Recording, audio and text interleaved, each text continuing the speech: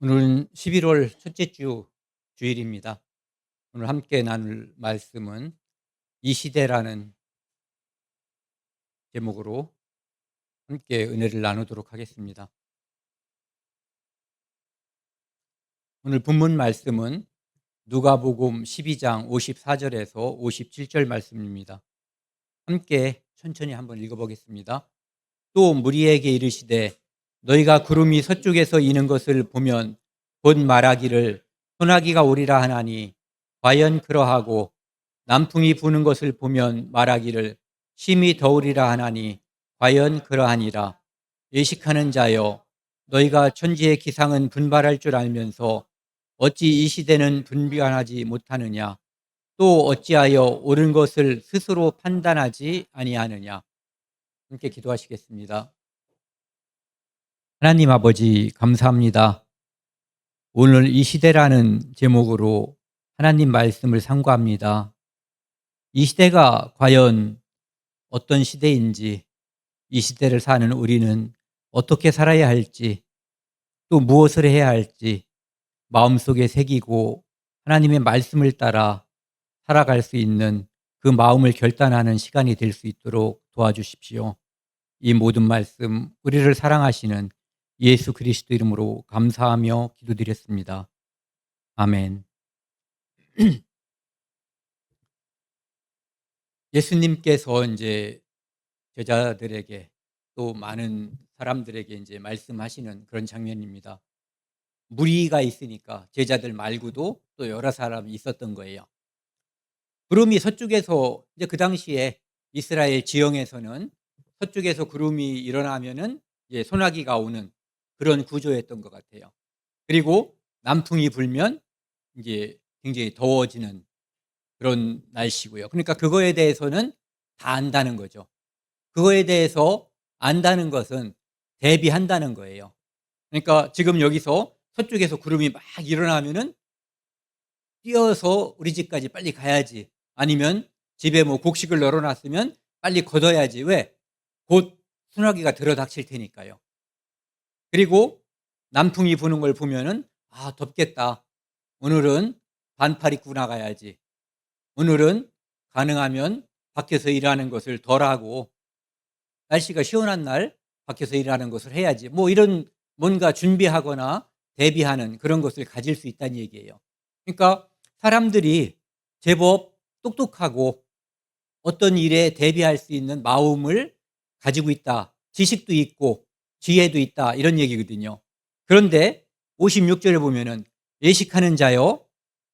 왜 예식하는 자라고 했냐면은 예식이라고 하는 것은 겉으로 드러낸다는 거거든요. 속의 마음하고 겉마음하고 다르다는 거예요. 예식한다는 것은 겉과 속이 다른 그런 사람을 말하는 거거든요. 너희가 천지의 기상은 분간할 줄 알면서, 그러니까 좀 전에 그 이야기처럼 구름이 서쪽에서 일면은 소나기가 올 거다라고 대비하고, 남풍이 불면 아, 덥겠구나 하고 준비하고, 이것을 알면서 어찌 이 시대는 분간하지 못하느냐, 이렇게 말씀하시는 거예요. 이 시대라고 하는 것은 지금 현재 우리 시대가 아니라 예수님 당시의 시대예요. 그 시대는 하나님께서 이 땅에 메시아를 보내주시겠다고 창세기부터 수많은 선지자들에게 수많은 약속을 해주셨어요. 그 약속에 따라서, 약속된 말씀에 따라서 언약의 메시아 그리스도가 이 땅에, 유대 땅에 오셨는데 그 오신 메시아를 사람들은 알아보지 못했어요. 그래서 어떤 사람은 뭐 요셉의, 목수 요셉의 아들, 또는 뭐 그의 아내와 요셉의 아들, 그의 형제로는 야고보가 있고 누가 있고 또 여동생이 있고 뭐 이렇게, 그러니까 그 집의 족보까지 다 알고 있는 거예요. 그래서 인간 예수로만 알고 있는 거죠. 많은 사람들이. 아니, 대부분의 사람들이. 그런데 지금 이 시대라고 하는 것은, 예수님이 생각하는 그 시대는 어떤 시대냐 하면은 하나님의 말씀, 하나님의 약속대로 메시아가 이 땅에 왔고 이 땅에 태어난 모든 사람은 그 메시아를 알아보고 메시아를 받아들이는 것이 그 삶의 의미이고 목적인 거예요.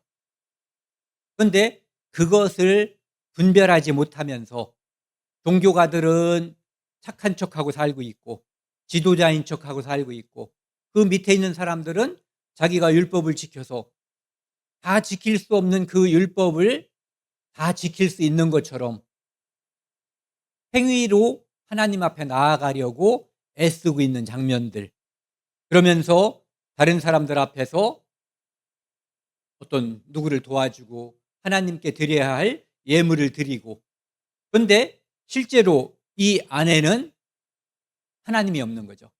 하나님을 경외하고 하나님을 기다리는 마음이 진실로 있으면 그, 그 진실함에 하나님이 응답을 해주시는 거거든요.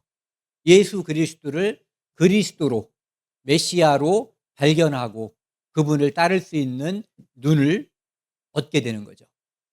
그러니까 그것을 알지 못하고 있는 세대에게 이야기하는 거예요. 또 어찌하여 옳은 것은 스스로 판단하지 아니하느냐. 이 세상에는 옳은 것이 많이 있어요. 하지만 옳고 그름이라고 하는 두 가지로 대별하려고 보면은 옳은 일은 진리를 말하는 거예요. 진리는 예수님이시죠. 내가 곧 길이요 진리요 생명이라고 하는 예수님을 못 알아보면 그가 아무리 학식이 많아도 그는 판단할 수 있는 능력이 없는 거고, 그가 아무리 다른 사람에게 자선 사업을 해도 그는 그다지 다른 사람을 긍휼히 여길 수 없는 사람이에요.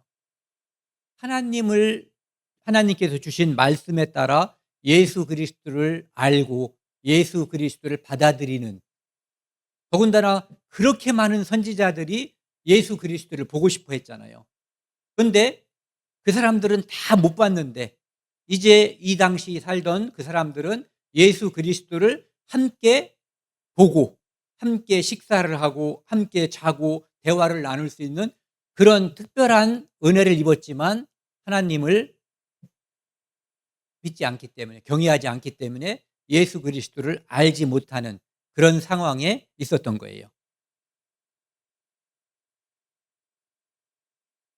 예수님께서 이제 제자들에게 성전이 있었잖아요.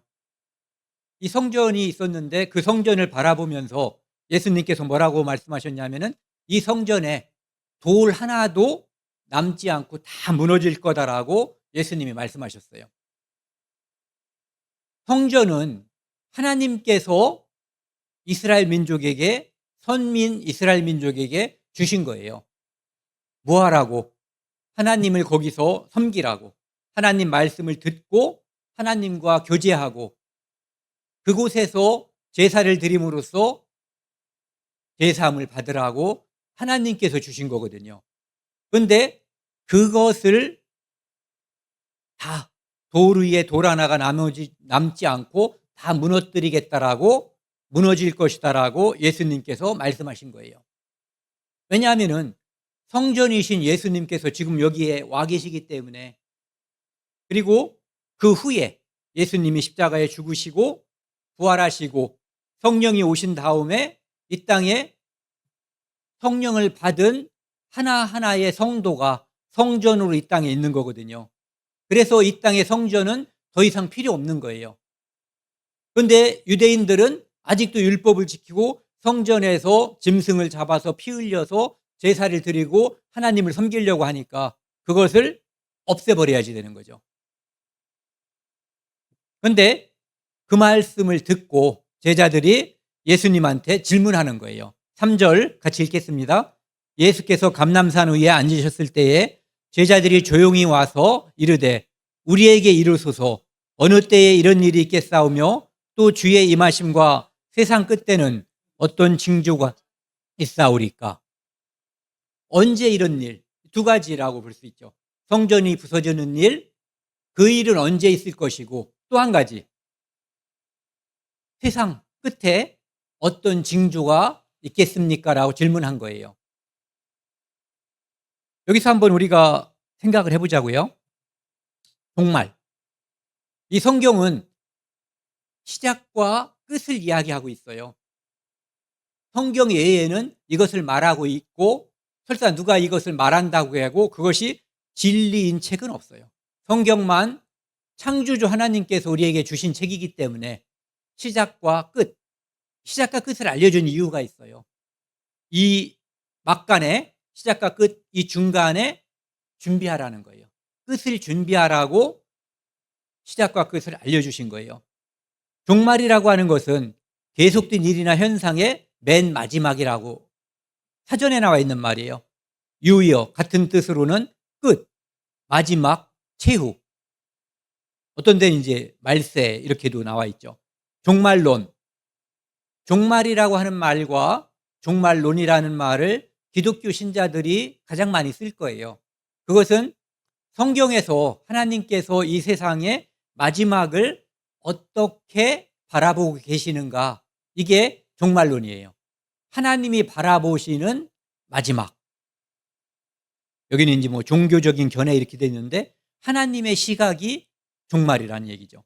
종말적인 시각. 징조라고 하는 것은, 징조는 현상이 아니에요. 직접 그 일이 아니거든요.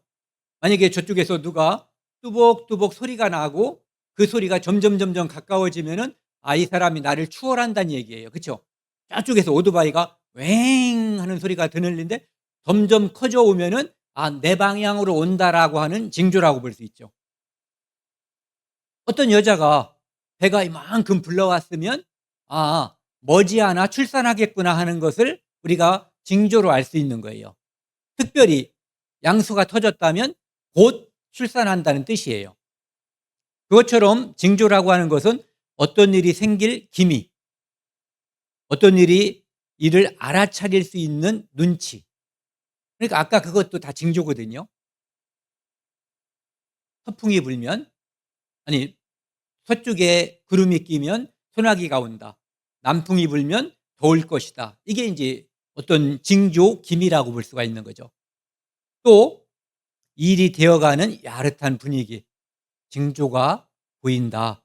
특히 이제 어떤 계기 영화 같은 거 있잖아요. 무서운 영화. 뚜뚜뚜뚜뚜뚜뚜뚜뚜 뭐 이런 음악만 나와도 잠시 후에 쪼스가 나타나겠구나. 아니면은 뭐 이제 귀신이 나타나겠구나. 그 징조로다가 음악이나 어떤 조명 이런 거로다가 보여주는 거죠. 이 성경에는 많은 종말에 대한 이야기를 하고 있는데 성경을 믿지 않는 사람들도 종말이라는 말, 이런 말을 요즘은 많이 써요. 특히 이럴 때 많이 쓰죠. 애들 말 안 듣고 막 나갈 때 말세다 말세. 예. 성경을 믿지 않는, 그런데 사람들한테 그래도 좀 신뢰를 얻는 그룹이, 정치인들은 신뢰를 못 얻잖아요. 그래도 사람들이 많이 믿어주는 것이 과학자들이에요. 과학자들이 바라보는 종말 또는 말세, 끝, 이런 것을 한번 바라보면은 이제 약간 우리가 기미, 징조라고 하는 것을 바라볼 수가 있는 거죠. 자연재해를 보면은요, 날씨가, 우리나라는 이제 사만사온이 있었는데 이게 깨졌다고 그러잖아요. 그리고 네 계절이 비슷한 간격으로 있었는데 이제는 여름과 겨울이 길어졌고 봄, 가을이 짧아졌다고 그래요. 날씨가 극단적으로 바뀌어요. 어떤 데는 폭우가 오고, 여름에 장마철에 폭우가 오면은 별 문제가 없어요. 폭우가 오지 않아야 할 때 기상이변으로 폭우가 오고, 또 작년 안 바뀌었죠. 올해가 신기록을 세웠다고 그랬잖아요. 열대야. 25도, 밤중에 25도가 넘어가면 열대야라고 한다는데 그게 30 며칠씩 계속됐다고 그래요. 그리고 뜻하지 않은 한파. 이런 것들이 계절과 관계없이 나타나는 경향도 있어요. 그러니까 이런 것만 봐도 사람들이 이거 왜 이래? 또 심한 사람들은 이거 말세인가 그러죠. 가뭄. 극단적이에요. 이것이 이제 지속되면 사막화가 되는 거죠. 그리고 사막에 요 그림 보시죠? 요거. 사우디 리야드라고 하는 곳인데 홍수가 났어요. 뭐 몇 년 동안 내릴 비, 거긴 비가 거의 안 내리는 곳이잖아요. 그러니까 거기는 하수구 같은 게 잘 큰 하수구를 만들어 놓을 필요가 없어요, 비가 안 오기 때문에. 근데 한꺼번에 비가 몇 년치가 오는 바람에 엄청나게 많은 배가 필요하게 된 거예요. 차가 다 이렇게 묻혀 버리고. 그러니까 사막에서 이런 일이 벌어질 거라고는 상상을 못 했던 거죠. 그다음에 빙산과 빙하가 감소함으로써 해수면이 상승하고 있어서 태평양에 있는 어떤 작은 섬나라들은 이미 사라져 버린 적도 있어요. 사라져 버린 곳도. 그다음에 뭐 사막화나 극단적인 날씨 변화로 인해서 식량 부족, 이것으로 인해서 가격이 상승. 제가 이거 실감해요. 제가 올해 당뇨 판정을 받고 야채를 많이 먹는데 야채값이 제가 사는 동안 이렇게 비싸 본 적이 없어요. 정말 실감했어요. 가격 상승. 그다음에 이제 이런 것들이 빙산이 녹으니까, 그리고 그거 이산화탄소가 많이 생기고 이런 거로 인해서 해수 온도가 상승하고, 그걸로 인해서 우리나라 제주도 지방 그 주변에 있는 바다도 백화 현상 이런 게 일어난대요. 산호가 다 죽어버리는. 그래서 생태계가 파괴되고, 그다음에 동식물 멸종된 종들이 상상할 수 없이 많아진다는 거죠. 그다음에 지진도 증가하고 있고 많은 것들이 있을 거예요, 이거 말고도. 이런 것들을 바라보면서 사람들은 위기의식을 조금씩 느끼는 거예요. 그런가 하면은 이런 것들이 이제 자연적으로 일어나는 거라고 하면은 사람의 손으로 만들어서, 물론 이것들도 사람이 도시화하고 산업화를 시켜서 일어나는 일들도 많이 있는 건데, 어쨌든 2차적으로 1차적으로는 이제 자연재해라고 볼 수가 있는 거죠. 2차적으로 따지면은 이제 인공재해라고도 볼 수 있는 거고. 그런데 이런 일들은 인공재해에 속하는 거거든요. 어떤 거냐 하면은 이것은 핵과학자들이 예전에는, 예전이라고 하는 건 지금부터 한 30 몇 년 전에 제가 신문 기사에서 이런 걸 처음 봤을 때 지구의 이렇게 멸망이라고 하는 것을 과학자들이 5분 전 이렇게 얘기했어요. 30년 전에 5분 전. 그런데 지금 2018년도에 이건 핵과학자들이 말하는 거예요. 성경과 관계없이 이 세상에 여러 가지 현상으로 볼 때 이런 일이 벌어질 수도 있다라고 개연성을 말하는 거죠. 2018년도에 종말이 시계가 자정 2분 전이다. 그런데 요거는 2021년에 100초 전이다. 2023년에 90초 전이다라고 이야기하고 있어요. 그러니까 우발적인 또는 서로 간에 상대방을 증오하기 때문에 핵으로 공격을 하면은 큰일이 벌어질 수 있는 거거든요. 그래서 이런 식으로 어느 곳에서든지 핵이 터져서 이 종말의 시계가 땡 하고 끝나버리는, 태엽이잖아요. 시계가 이렇게 쭉 돌려놨는데 점점 태엽이 풀려서 마지막 태엽이 이제 멈춰버리는 그 시간으로 갈 수 있다는 것을 과학자들이, 특히 이제 핵과학자들이 말하는 시간표예요. 어디까지? 90초 전까지 왔다라고 말하고 있어요. 이제 이런 식이죠. 2023년에 90초 전이다. 자정에 가장 가까워졌다라고 말하고 있어요. 이 우리 지구에 핵무기가 직접적으로, 핵실험 말고요, 진짜로 터져서 핵무기를 사람을 죽일 목적으로 터뜨린 적이 2번 있어요. 그게 바로 이제 미국에서 일본을 항복시키기 위해서 1945년 8월 6일과 8월 9일 날 히로시마에 이 리틀보이라고 하는 것을, 그다음에 나가사키에 펜맨이라고 하는 원자폭탄을 떨어뜨렸어요. 이것으로 인해서 일본이 항복하게 됐죠. 어떻게 보면은 살상 무기 중에서 그 당시에 최고의 무기를 터뜨린 거예요. 그러면서 직접적으로 실험을 해본 거죠. 만들었지만 이것이 과연 어느 정도의 파괴력이 있는지 만든 사람들도 진짜는 모르는 거예요. 그래서 어차피 일본을 항복시켜야 된다는 필요성이 있고, 이것을 쓰지 않으면, 직접 가서 싸우면 수많은 미군이 죽어야 된다라고 하는 그 전쟁 전략가들이 이야기하기 때문에 쓴 거예요. 그래서 당일부터 시작해서 몇 달 안에 죽은 사람이 히로시마에서는 16만 명, 그다음에 나가사키에서는 8만 명. 이 보면은요, 이것이 요거보다 위력이 더 약하거든요. 그런데 더 많이 죽었어요. 이 이야기는 히로시마에 사람이 더 밀집돼 있던 것이지, 이 여기에 있는 이 무기가 위력이 약해서가 아니에요. 그런데 이제 문제는, 이것은 지금부터 45년, 1945년이니까 정말 핵무기 중에서 진짜 초창기의 무기인 거예요. 지금은 이제 수소폭탄이라는 형태로 이 핵무기가 이제 개발이 되어 있고, 그것이 위력은 이루고 말할 수가 없이 커졌거든요. 여기 보시면은 그 핵과학자들이 말하는 거예요. 전 세계에 있는 핵무기가 10%만 터져도 전멸한다는 거예요. 한 명도 살아남지 못한다는 거죠.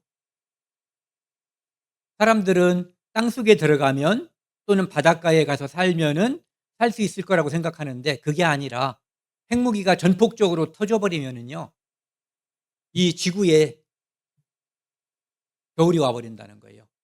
그리고 도저히 땅속에 들어가 있든 뭐 바닷가에 가 있든 관계없이 핵이 직접 터진 곳이 아니어도 살아나갈 수가 없게 된다는 거죠. 여기 보시면은 여기 빨간 거 있잖아요, 밑에요.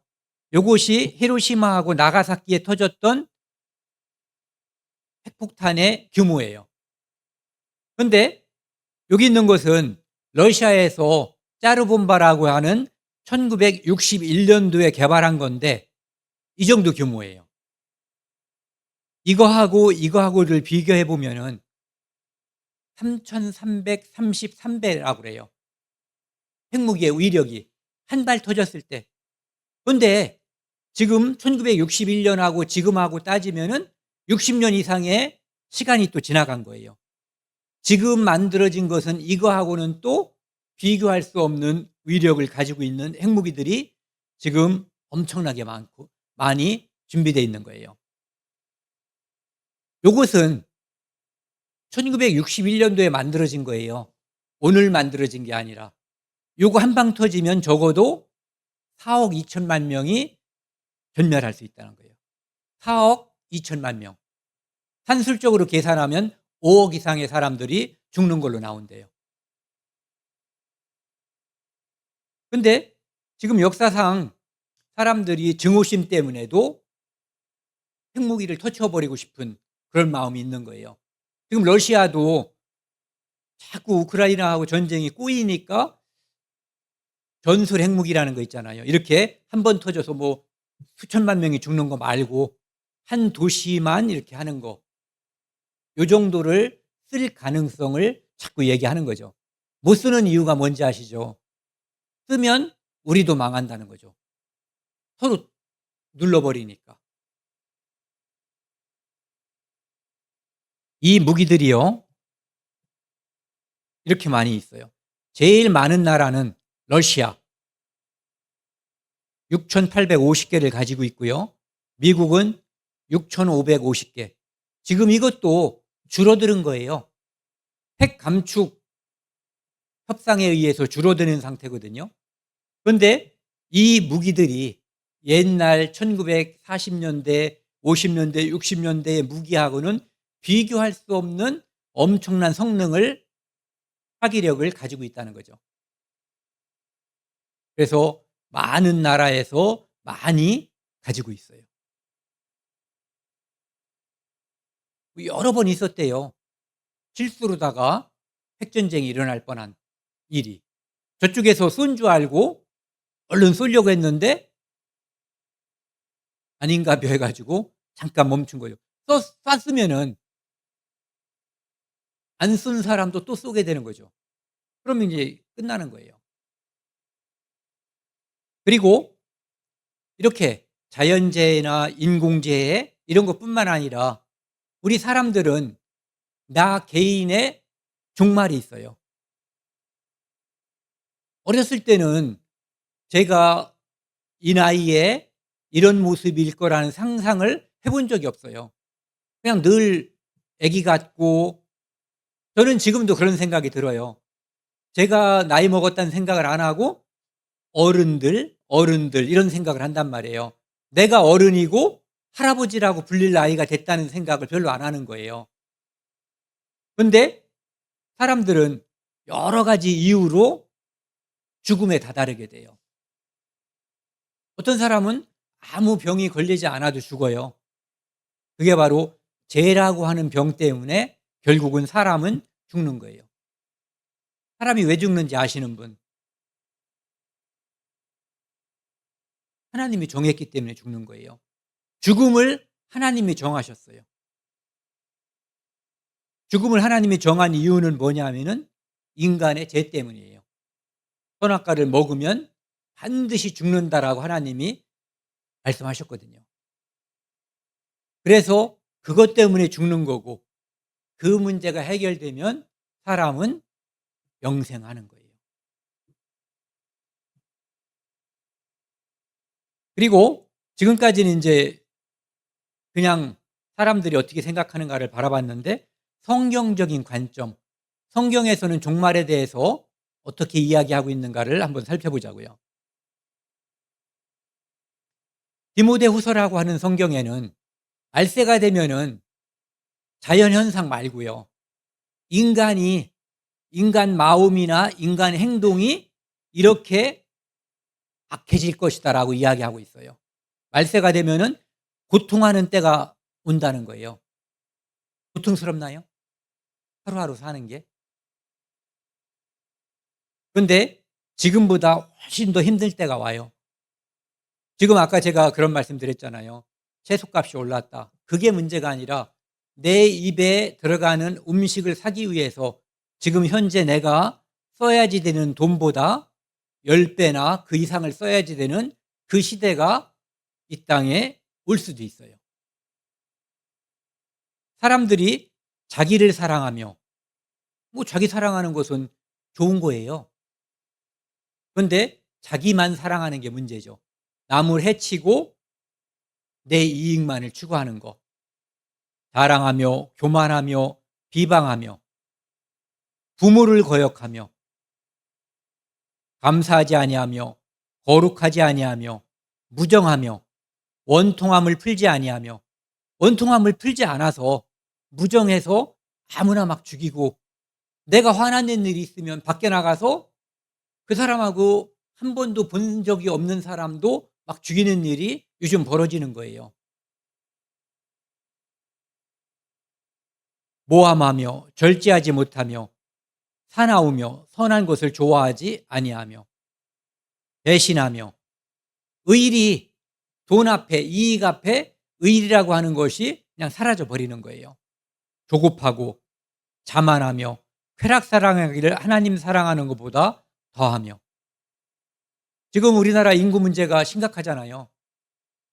아이들 태어나는 숫자보다 낙태되는 숫자가 더 많다라고 이야기하고 있어요. 그러니까 그 아이들이 다 태어나면 인구 문제가 큰 문제가 안 되는 거예요. 경건의 모양은 있으나 이 땅에 많은 종교인들이 경건한 것처럼 보이지만 그 안에 예수 그리스도는 없는 거예요. 행위로는, 말로는 경건의 모습을 보여주고 있지만 실제 그 안에 믿음이라고 하는 것이 꼭 필요한 것이 들어있지 않은 거예요. 이 같은 자들에게서 내가 돌아서라.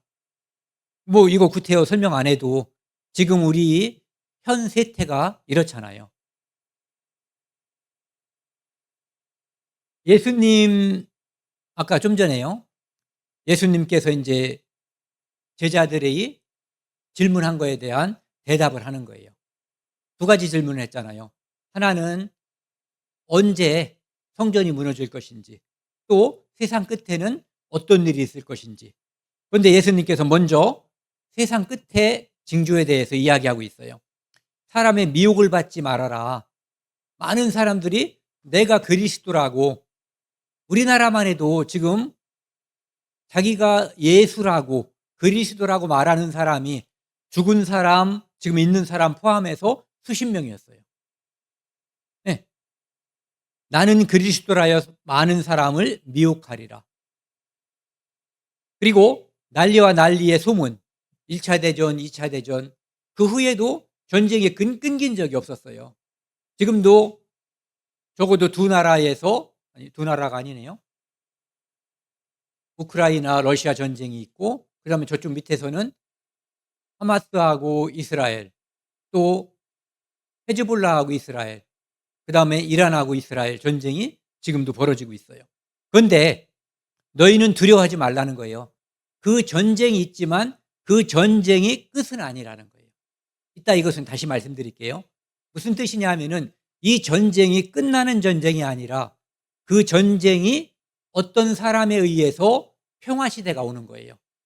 그래서 사람들이 이제 됐다. 이제 평안하다. 안전하다. 이제 우리는 위협 속에, 전쟁의 공포 속에 있지 않다라고 할 때 그때 멸망이 이른다는 거예요. 그리고 민족이 민족을, 나라가 나라를 대적한다. 그래서 수많은 전쟁이 있었고, 그 다음에 기근과 지진.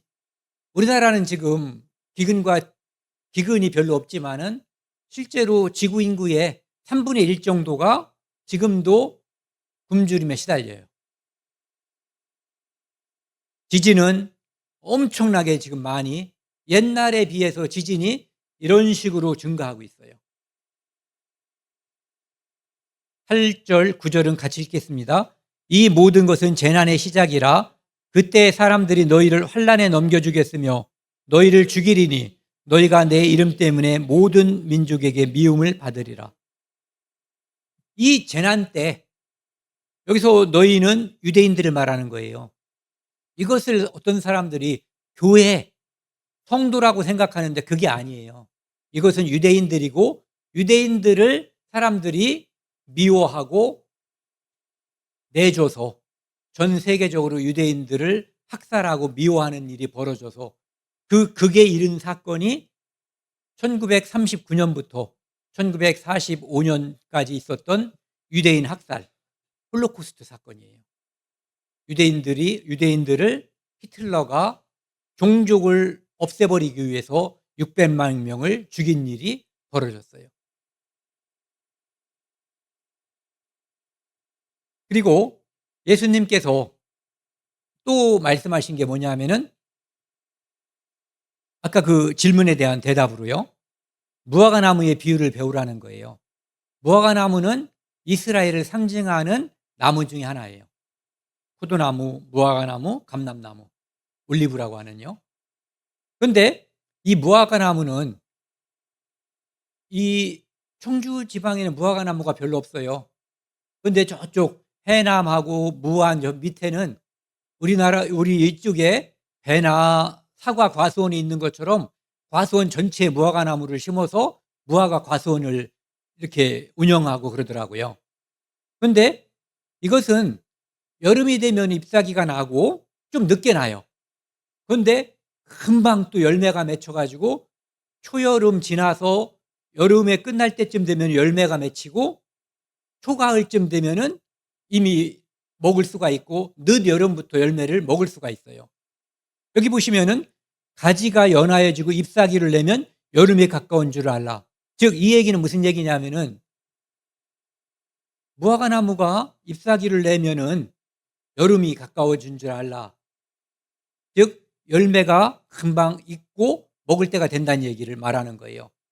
다른 표현으로 하면은 이것은 이스라엘 민족이 전 세계에서 떠돌다가 그 나라에 와서 연화해지고 잎사귀를 내면 나라를 만들고 점점 부강한 나라가 되면 그것이 이 땅에 예수님이 오시는 어떤 신호탄, 징조 이런 것으로 알란 얘기예요. 그런데 유대인들은 벌써 1948년도 5월 14일 날 그 나라가 생겨났어요. 독립을 했죠. 그리고 지금까지 사막에서 많은 고생을 겪고 있고 지금도 전쟁 중이지만 굳건하게 그 나라가 이어지고 있어요. 그리고 그 나라는 다시는 둘로 나누어지지 않고 다시는 두 임금이 다스리지 않는다고 되어 있고요. 전 세계에 있는 모든 유대인들이 그 땅으로 한 사람도 빼놓지 않고 다 모일 거라고 되어 있어요. 지금은 다 모여 있지 않아요. 적어도 반 정도는 이스라엘 밖에 살고 있고 반 정도는 이스라엘 안에 살고 있어요. 그런데 이와 같이 너희도 이 모든 일을 보거든 인자가 가까이 곧 문 앞에 이른 줄 알라. 이스라엘이 독립하고 강한 나라가 되고 이렇게 열매 맺힐 때가 가까워지면은 이거를 알으라는 거예요. 인자가 예수님이 가까이 곧 문 앞에 이른 줄 알라. 예수님이 이 땅에 다시 오실 날이 가까워졌다고 하는 것을 알으라는 거예요. 그래서 하나님의 시간표를 가장 우리가 잘 자세하게 알 수 있는 게 유대인의 역사를 보면 돼요. 유대인들이 지금 어디까지 움직이고 있는가.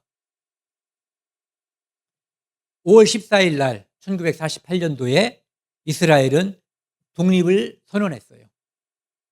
그 다음 날 전쟁이 있었는데 그 전쟁에서 이겼죠. 2차, 3차, 4차 다 이겼어요. 어려움은 많이 있었어요. 질 것처럼 보인 적도 있었어요. 하지만 한 번도 지지 않았고 전쟁에서 이겼어요. 그리고 이 영토 변화를 보시면요. 처음에는 이 하얀 게 이스라엘이 차지한 땅이에요. 이게 언제냐면은 1946년도. 그 땅으로 돌아왔지만 파란 것은 팔레스타인 사람들이고 하얀 것이 유대인 정착촌이었어요. 그런데 그들이 먼저 전쟁을 해온 거예요. 그래서 전쟁에서 이겨가지고 47년도에 파란 게 이제 줄어들었죠. 하얀 게 더 많아졌죠. 그 다음에 67년도 6.1 전쟁, 3차 중동 전쟁이 끝난 다음에는 이제 팔레스타인이 여기 가자 지역과 이쪽 요르단강 서안 지역, 예, 여기에 팔레스타인이 이제 살게 된 거예요. 그리고 그 후에 계속해서 외국에서 이제 유대인들이 들어오니까 요 지역에도 유대인 정착촌을 다시 만들기 시작해서 이것도 새로운 갈등인 거예요. 여기는 니네들 살아라라고 했던 건데 여기에 또 들어가서 유대인들이 살고 있으니까. 그리고 여기 보시면은 예루살렘이요. 예루살렘이 여기에 포함되어 있는 거예요. 요단강 서안 지역에, 팔레스타인 지역에. 그런데 예루살렘은 이스라엘 민족이 매우 소중하게 여기는 장소예요. 그런데 또 누구도 소중하게 여기냐 하면은 이슬람 국가들도. 이슬람의 3대 성지가 메카, 메디나, 예, 이 두 가지는 두 도시는 사우디아라비아에 있어요. 그런데 예루살렘 이거는 바로 여기에 있는 거예요. 그리고 현재 팔레스타인 사람들 또는 아랍 사람들이 그 지역을 지배하고 있어요. 여기 보시면 예루살렘이 여기 있는데 여기가 바로 요단강 서안 지역이죠.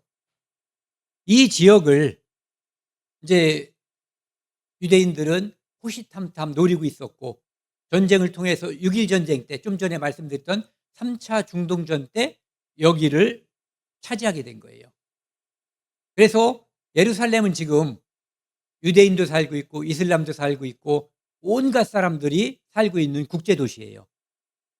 그리고 그곳을 이스라엘의 국가의 수도로 선언했는데 그것을 2017년도 트럼프 대통령 때 인정을 해버렸어요.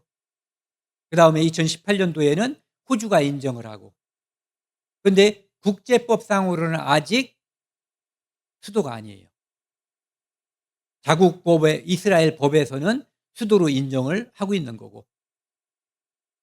그래서 이곳이 뉴스를 이제 앞으로 들을 때 예루살렘 또는 요단강 또는 요르단 서역, 서안 지역 이런 말이 나오면 뉴스를 잘 들어보셔야지 돼요. 왜냐하면은 하나님께서 만들어 놓은 종말과 관련된 뉴스들이 이곳에서 생산되는 거거든요.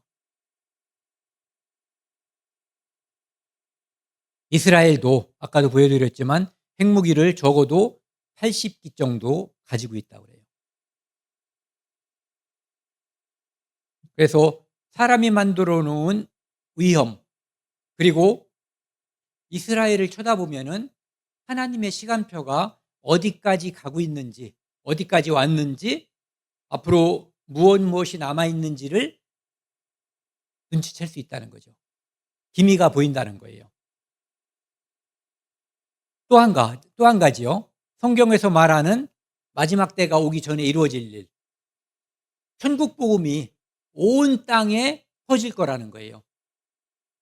지금 복음이 안 들어간 나라는 아무 나라도 없어요. 이슬람 안 들어갔다고요? 이슬람은 이미 대한민국이 조선시대에 복음이 들어오기 전에 1000년 전에 이슬람 지역에는 복음이 벌써 다 들어갔던 거예요. 그리고 아마존 지역 이런 데도 선교사들이 다 들어가서 그런 말 아세요? 빤스는 없어도 휴대폰은 있다고. 아마존에 살고 있는 우리가 미개하다고 생각하는 그 원시인들이 있잖아요. 빤스는 안 입고 살아도 휴대폰은 다 갖고 있어요. 이 휴대폰을 통해서 복음을 접하고 있는 거예요. 선교사들이 접하고 요것을 이렇게 해서 보면 들으면 된다라고 해서 다 그러니까 어느 곳에 있든 어느 종교를 믿든 관계없이 중국이든 북한이든 관계없이 북한도 남한보다 복음이 더 먼저 들어갔어요. 그리고 북한에도 역시 지하교회가 지금도 존재하고 있고요. 그래서 천국 복음이 모든 민족에게 전파되면 그때 끝이 온다고 돼 있어요. 그래서 이미 이것은 완성된 일이라고 볼 수도 있는 거예요. 그리고 또 한 가지는 이 이야기는 이제 간단하게 말씀드리고 나중에 구체적으로 말씀드릴 건데요. 선지자 다니엘이 말한 바 멸망에 가증한 것이 거룩한 곳에 선 것을 보거든. 이것은 우리 교회 구원받은 사람하고는 크든 관련이 없는 거예요. 그런데 왜 알아야지 되냐 하면은 사람들에게 알려줘야 될 의무가 있어요. 유대인들은 이것을 알아야지 돼요. 무슨 얘기냐면은 예수님이 이 땅에 오시고 나면은 오실 때 구원받은 성도들은 다 공중으로다가 예수님한테 끌려 올라가는 거예요.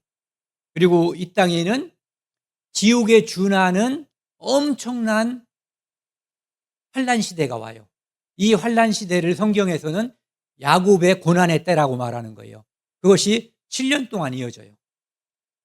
그런데 그 7년을 시작하는 것이 어떤 때냐면은 바로 예수님이 공중에 오심으로써 성도들이 교회가 들림을 받은 날부터 7년이 이어지는 거예요.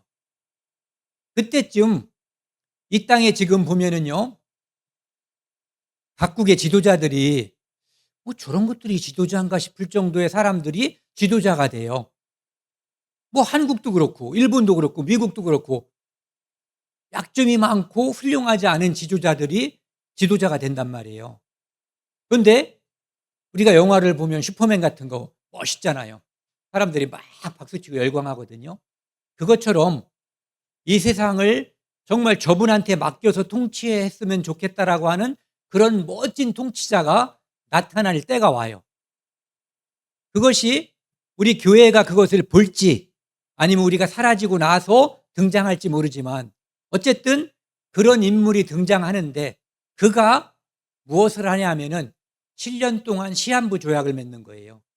어디하고? 이스라엘하고. 그래서 이 땅에 어떤 나라도 전쟁의 상황에서 평화의 상황으로 바뀌어 버리는 거예요. 그게 바로 평안하다, 안전하다 할 그때거든요. 그런데 그 사람이 이스라엘과 평화조약을 맺었는데 3년 반이 지난 다음에 무슨 일을 벌이냐 하면은 본인이 내가 하나님이니까 나를 숭배하라고 하면서 지금은 이스라엘 땅에 성전이 없어요. 그런데 그때는 성전이 지어지거든요. 성전이 지어질 준비도 지금 다 끝났어요. 그런데 터의 문제가 있어서 아직 지어지지 않고 있는 거죠. 그런데 그때 이 지도자가 성경에서는 그를 적 그리스도라고 그래요. 안티 크라이스트. 그러니까 예수님은 그리스도인데 그놈은 그리스도에 대적하는 자다. 그래서 적 그리스도라고 하는 거예요. 그가 3년 반이 지난 다음에 성전에서 하나님을 섬기는 성전에서 나를 섬기라고 하는 거예요. 그때 유대인들이 얘가 아니다. 속았다. 그래서 그때부터 유대인과 적그리스도 세력 간의 전쟁이 벌어지는 거예요.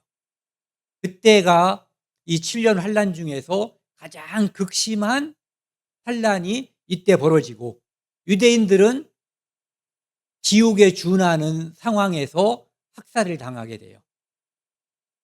그래서 이게 바로 그거거든요. 선지자 다니엘이 이 이야기를 다니엘서 9장 27절에서 이야기했어요. 멸망의 가증한 것이 거룩한 곳. 적그리스도가 성전에서 자기를 가리켜서 하나님이다라고 하는 것을 보거든 유대인들은 도망가라는 거예요. 왜? 잡히면 죽으니까.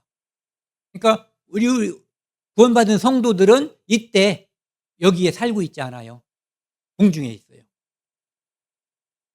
유대인들이 여기에 해당되는 거예요. 다니엘서 9장 27절이 이렇게 돼 있어요.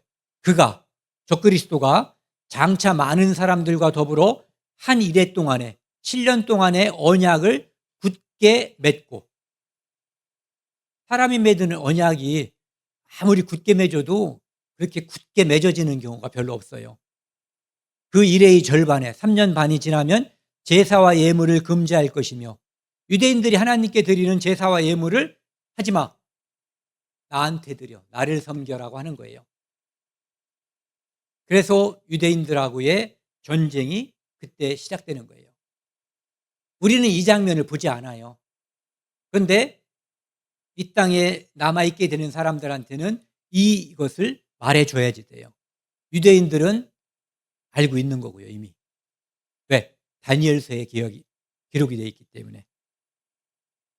이런 거죠. 이스라엘을 위해 하나님께서는 72레라고 77에 49, 490년을 이스라엘을 위해서 특별하게 만들어 놓은 하나님의 시간표예요.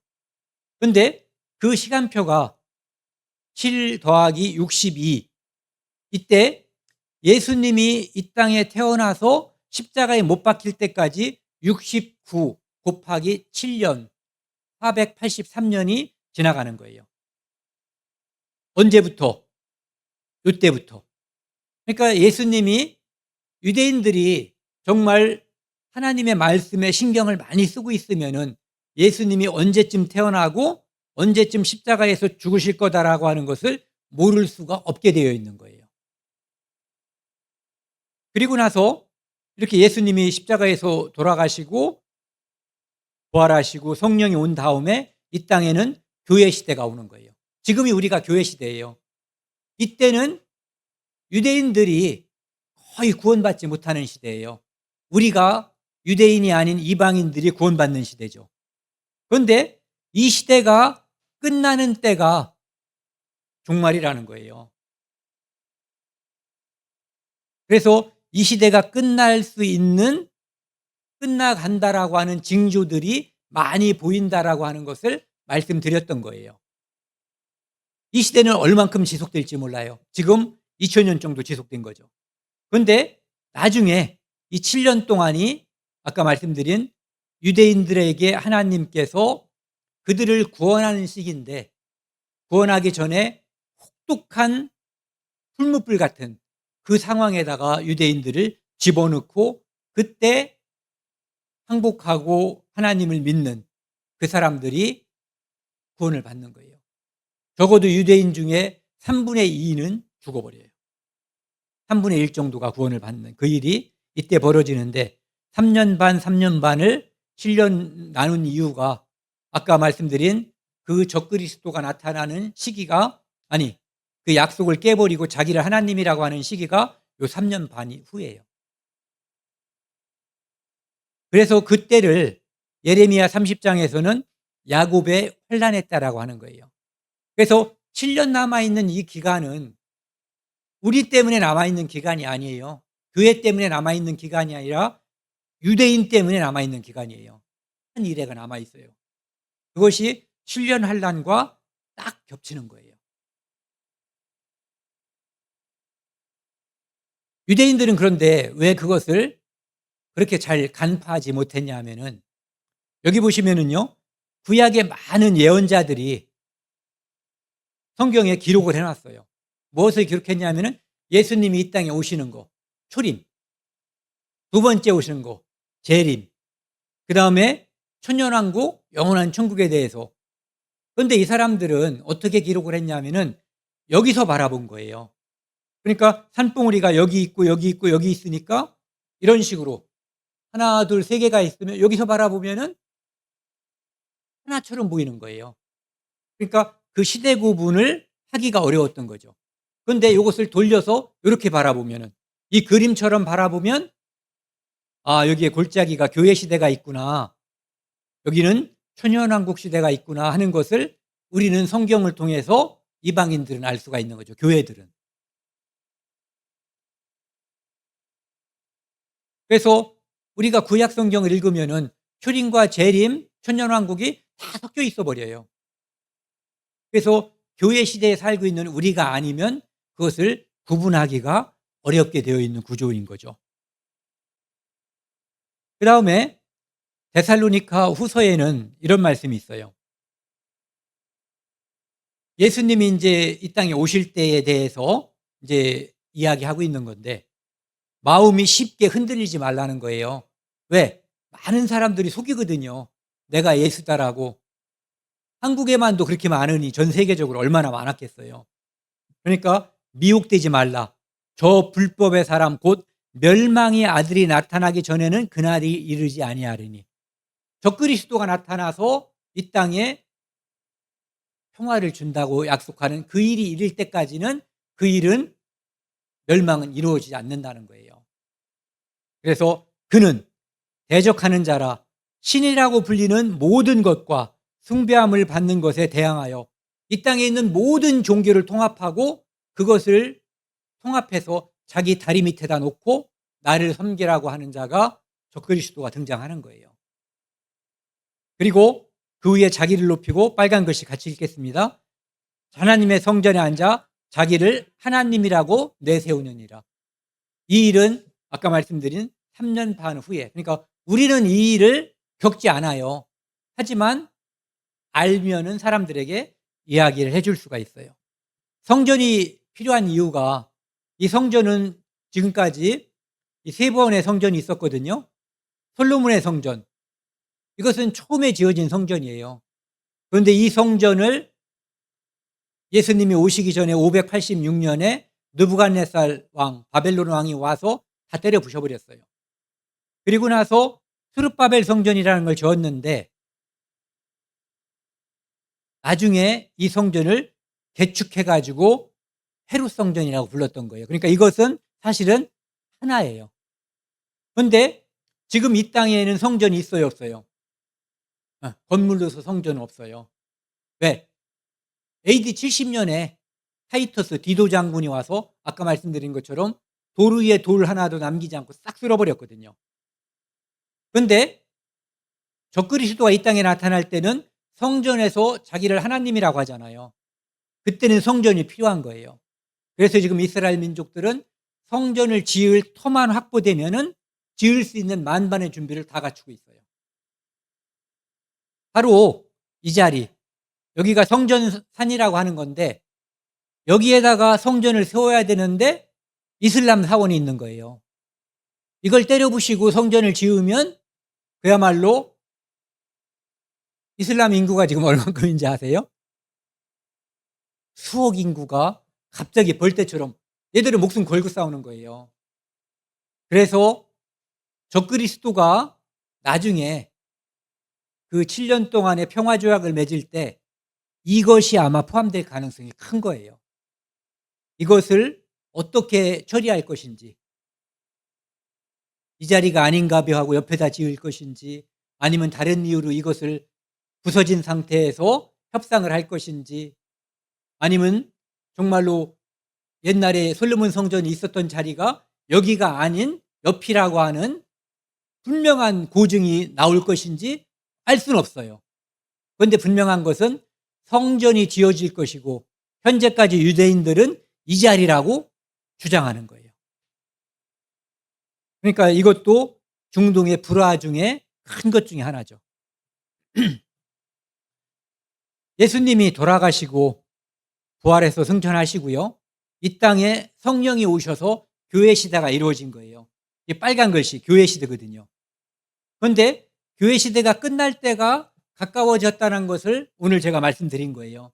그럼 예수님이 오시고 이 땅에는 7년 동안에 어마어마한 환란이 있고 공중에서 예수님과 신부인 교회에는 혼인잔치가 있는 거예요.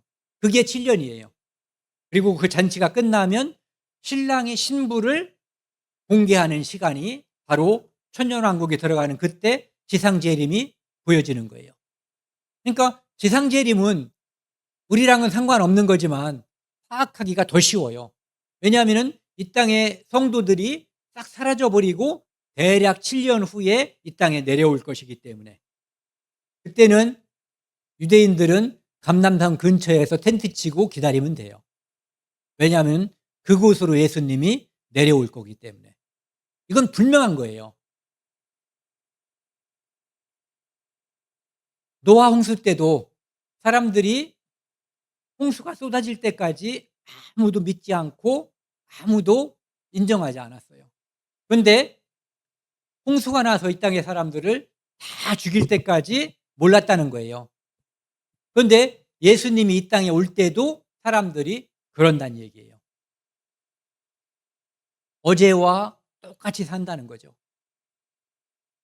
특별한 일이 없을 때 갑자기 후련히 그 일이 벌어진다라고 하는 것을 이야기하는 거예요. 이렇게 그들이 같이 읽겠습니다. 그들이 평안하다, 안전하다 할 그때에 임신한 여자에게 해산의 고통이 이름과 같이 갑자기 멸망이 그들에게 이르르니 결코 피하지 못하리라. 멸망이 갑자기 이르는데 어떻게 피할 수가 있냐 하면은 믿음을 가지고 있으면 자다가 예수님이 오셔도 상관이 없고 홀랑 벗고 목욕하다 와도 상관이 없고 밭에서 일할 때 땀을 뻘뻘 흘리고 있을 때 오셔도 아무런 문제가 없는 거예요. 그런데 양복 입고 온갖 장식품을 다 갖추고 있어도 이 안에 믿음이 없으면 준비가 안 돼 있는 거예요. 오늘 준비한 마지막 말씀입니다. 같이 한번 읽겠습니다. 베드로후서 3장 9절입니다. 주의 약속은 어떤 이들이 더디다고 생각하는 것 같이 더딘 것이 아니라 오직 주께서는 너희를 대하여 오래 참으사 아무도 멸망하지 아니하고 다 회개하기를 이르기를 원하시느니라. 예수님 때도 말세였고 지금도 말세예요. 뭔 놈의 말세가 이렇게 계속되냐라고 불만을 터뜨리는 사람들도 있는데 하나님은 마음이 안타까운 거예요. 한 명이라도 더 구원받고 하나님 나라에 갈 수 있게끔 오래 참으신다는 거거든요. 홍수 때 사람들이 멋 모르고 당했던 것처럼 8명만 노아는 가족을 다 구원했어요. 우리도 가족을 다 구원해야지 돼요. 네. 가족만 다 구원하면 또 그 가족이 다른 가족을 구원할 거예요. 그래서 이 땅에 있는 모든 사람들이 다 회개하기를 바라기 때문에 하나님이 오래 참으시고 기다리신다고 하는 것을 아셔야 돼요. 하지만 분명한 것은 반드시 오신다. 그래서 믿음이라고 하는 것을 준비하고 있어야 된다는 거죠. 1년 전에 오셨으면 어떤 사람한테는 기회가 없었던 거예요. 10년 전에 오셨으면. 네. 그래서 우리가 준비되었어도 다른 사람에게 빨리빨리 그것을 전해야 될 의무가 있어요. 오늘은 여기까지 하겠습니다. 함께 기도하시겠습니다. 하나님 아버지 감사합니다. 이 시대는 하나님께서 정하신 마지막 때가 가까워졌음을 저희가 성경을 통해서 확인해 봤습니다. 저희 마음이 급하지만 기도하는 마음으로, 사랑하는 마음으로 우리 주변에 이뤄진 영혼들에게 담대한 마음으로 복음을 전할 수 있도록 도와주시고 인도하여 주옵소서. 이 모든 말씀 우리를 구원해 주신 예수 그리스도 이름으로 감사하며 기도드렸습니다. 아멘.